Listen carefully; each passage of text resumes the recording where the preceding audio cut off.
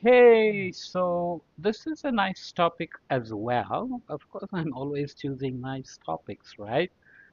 This is about 100% sustainable ocean management and introduction to sustainable ocean plans.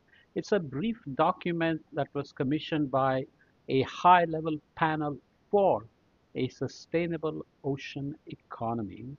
Obviously has to be placed in the context of the rest of the sustainable management on land as well and across borders because ocean is shared by everybody, and even if you don't have a coast, you are dependent on the oceans in many ways, so everything has to come together. Let's read off the executive summary. In its transformations for a sustainable ocean economy, which I have already reported, uh, that was launched in December 2020, the high-level panel for a sustainable ocean economy, the Ocean Panel, announced a shared vision for the sustainable development of the ocean where effective protection, sustainable production, and equitable prosperity go hand in hand. As part of this shared vision, the Ocean Panel made a headline commitment to sustainably manage 100% of the ocean area under their national jurisdictions, guided by sustainable ocean plans by 2025. I'm recording this in October, already mid-October 2024. Moreover, the Ocean Panel urged all coastal and ocean states to join them in this commitment so that by 2030, all ocean areas under national jurisdiction are sustainably managed.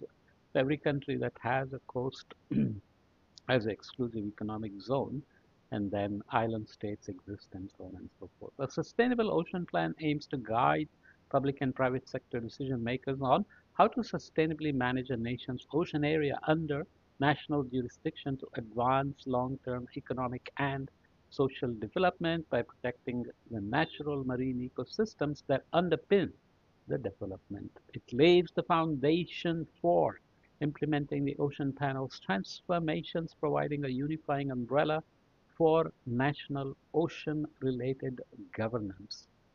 Developing and implementing sustainable ocean plans can provide governments, citizens, businesses, coastal communities, indigenous peoples, and other stakeholders with a range of economic, social, and environmental benefits over time. For instance, effectively implemented plans can protect critical marine ecosystems, chart a course for economic and social development, provide regulatory and investment certainty, and reduce the risk of conflict, which is very important.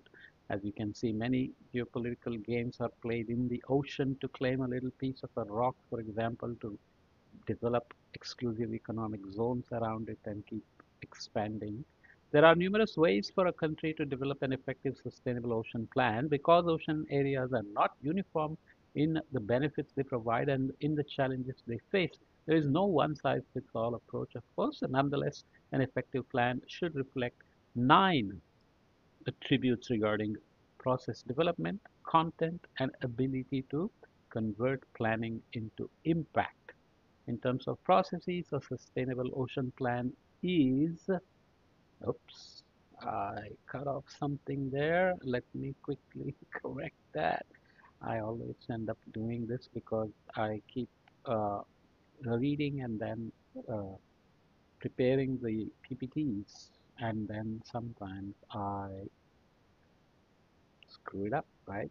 So my camera, which is a webcam, is also having some issues, so it crashed. But let's assume that I'm continuing from where I left off. So, oops, uh, yeah. So we were talking about the processes. In terms of processes, a sustainable ocean plan is inclusive, integrative, and iterative in its engagement of stakeholders and use of knowledge. It needs content, and it needs to ensure ownership and commitment, and of course, monitoring progress. Monitoring, reporting, verification are very critical for all collective actions like nationally determined contributions, sustainable development goals, adaptation, mitigation, and so on. So monitoring progress is very critical. In terms of introduction, in December 2020, the high level panel for sustainable ocean economy announced a shared vision, as we saw, and its transformations for a sustainable ocean economy. A vision for protection, production, and prosperity was set out, which I think I have as a box somewhere, maybe. Okay, so as the headline of these transformations, the Ocean Panel committed to sustainably manage 100% of the ocean area under their national jurisdictions, guided by sustainable ocean plans by 2025, as we said. So the key word here is the sustainably manage the ocean area under their national jurisdictions. It's not a global ocean, so that will be much, much more tricky in terms of deploying resources and being responsible. So what is a sustainable ocean plan then? A sustainable ocean plan provides a unifying umbrella for ocean-related governance.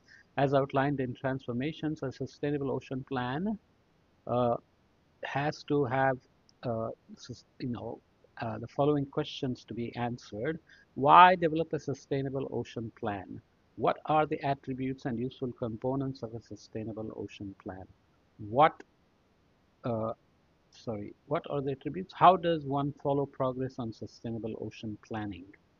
How does a country finance sustainable ocean planning? You can make all the plans you want unless it's mainstreamed into the financial, fiscal policies and budgeting, nothing is going to happen. What are some examples of sustainable ocean planning? What are some suggested next steps so that you can get going? Where relevant, this guide points readers to available resources and tools. Successfully implemented new ocean action agenda set forth by transformations will result in the following outcomes: a 100% approach, ocean wealth with sustainable ocean food, sustainable ocean energy, sustainable ocean-based tourism, which is one way to make money to protect the ocean, unsustainable ocean transport, ships have to reduce their emissions as well as not pollute too much, sustainable new ocean industries, a precautionary approach to seabed mining. Everybody is now diving deep into deep sea mining. Ocean health in terms of reducing greenhouse gas emissions, protect and restore marine and coastal ecosystems, and ocean equity, promote equal opportunity for people to benefit from the ocean. This is especially true for developing countries which don't have a coast or access to the ocean, and ocean knowledge. Build ocean literacy and skills, account for the value of the ocean, harness ocean science, technology, and data, and of course, ocean finance. A sustainable ocean finance is accessible for all and drives ecologically sustainable and social equitable economic growth as a part of the successful implementation. Of course, successful implementation has economic benefits, social benefits, and then in the second section, it looks at why develop a sustainable ocean plan at all. Of course, you need improved stewardship of the ocean-related social and spiritual values, including cultural heritage and practices, and you have, sorry, I screwed that up. So this is section two. Why develop a sustainable ocean plan? Sorry about that. Because it has economic benefits, social benefits, and environmental benefits. I read it and then the way I arrange the slide sometimes can be, spin myself out of control. What are the attributes and useful components of a sustainable ocean plan? So it has to have processes in place for being inclusive, integrative, and iterative. The content has to relate to that through being place-based, ecosystem-based, and knowledge-based. Ecosystem-based has been used for a long time for fisheries. For example, ecosystem-based management means you don't just catch one species like tuna or salmon or whatever else, but you see the ecosystem in which they live and try to manage the entire ecosystem while you are doing fisheries, but of course this has not succeeded in reality by much. And track impacts in terms of being endorsed, financed, and capacitated so that you have capacity building indigenously or with the help of international expertise. Here is a iterative processes for developing a sustainable ocean plan, engaging stakeholders, always critical for managing shared goods or common goods. Set the scope, prepare, develop sustainable ocean plan and implement, update the plan with monitoring and evaluating and stakeholder feedbacks. And of course, you have background work like preparing, gathering knowledge, as well as updating the plans as necessary with a checklist of plan development and indicators of implementation so that you know you are making progress and there are indicators of success. Useful components of a sustainable ocean plan, area-based plans, social and cultural considerations. So don't bring outside plans without indigenous knowledge, culture, and social practices, let's say. And ocean accounts has to be carried out with economic development strategies and environmental protection approaches, while enabling policies and enabling finance have to help with the Sustainable Ocean Plan implementation effectively and efficiently. How does one follow progress on sustainable ocean planning? I won't read all of it, but you have a checklist for uh, sustainable ocean planning with attributes, a checklist, and explanation.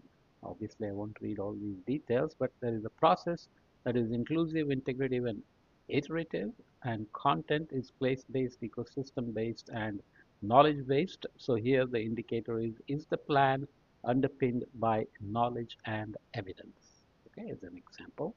And of course, the impact endorsed, financed, and capacitated. Is there sufficient human capacity for the plan? The plan should include measures to ensure sufficient institutional capacity, for example, skills and knowledge in relevant agencies for development, implementation, monitoring, and periodic evaluation and improvement. It's not a plan set in stone. It has to be a living document that keeps on getting better. How does a country finance sustainable ocean planning? I'm just taking the captions of each section. Ocean use fees. How do we make people pay for the use of the ocean? Loans. International loans may be needed. Central government to the coastal state may be needed, or coastal state to the local body may be needed, and so on. Philanthropic grants are always a big part. Development assistance from the development banks and rich countries, and blue bonds. You know, there are green bonds now. So there is a blue economy, blue carbon, and blue bonds is the obvious step. And debt conversion, which is kind of a restructuring of the debt so that you get paid, let's say, or offset your debt, uh, convert it to sustainable ocean action. What are some examples of sustainable ocean planning? The process, of course, inclusive, integrative, iterative, content being place-based, ecosystem-based, and knowledge-based, impacts being endorsed, financed, and capacitated. You know, capacitated. Let me not make any silly jokes. What are some suggested next steps? The previous sections have covered what, why, how, and whose of sustainability. Sorry, let me read it again. The previous sections have covered the what, why, how, and who of sustainable ocean plans. So following a follow-up question for some may be, how does one begin? So you have to organize, prioritize, and take stock and align support. So these are four no regret initial steps for getting started so that there is no unintended consequence or negative outcome when you do these things. That's what a no regret decision means. So let's complete with the concluding thoughts. A sustainable ocean plan is a foundation for achieving the transformations towards a sustainable ocean economy. It builds and improves upon current ocean, sorry, it builds and improves upon current practice by bringing existing ocean plans and processes together, filling in gaps and creating an integrated whole. It bridges sectors and stakeholders, of perspectives and interests, uh, ensuring a wide range of perspectives and interests are considered, and it focuses on a triple win for people, nature, and economy. An effective sustainable ocean plan exhibits 9 attributes and a suite of useful components. Nonetheless, there is no one-size-fits-all approach. And while the destination, a sustainable ocean economy, may be shared, the ports of departure and courses charted will differ across countries. Getting started is much more important than getting it perfect the first time, making sure that there is no irreversible negative impact. What is important is to iterate over time, continuously build domestic capacity for effective implementation, and maintain top-level policy making and institutional support. The world faces a moment of urgency. An inspired outcome of the Ocean Panel is that by 2030, sustainable ocean plans are providing a credible basis for safeguarding the long-term health and resilience of the ocean, attracting investment and creating jobs to the benefit of coastal communities and national economies. With less than 10 years to go, this was obviously from a couple of years ago, ocean and coastal nations have no time to waste. As I said, I'm recording this in 2024 October, so very little time left. In fact, I have only blank slides that I will delete in near real time while recording because I'm just not being very smart. So, brief introduction. I have other podcasts on ocean economy and so on. Maybe I'll place this together with those so that the picture is complete. Okay, good points. So I just wanted to include them here in the new findings on climate change as well as in other places where we're talking about the ocean. Okay.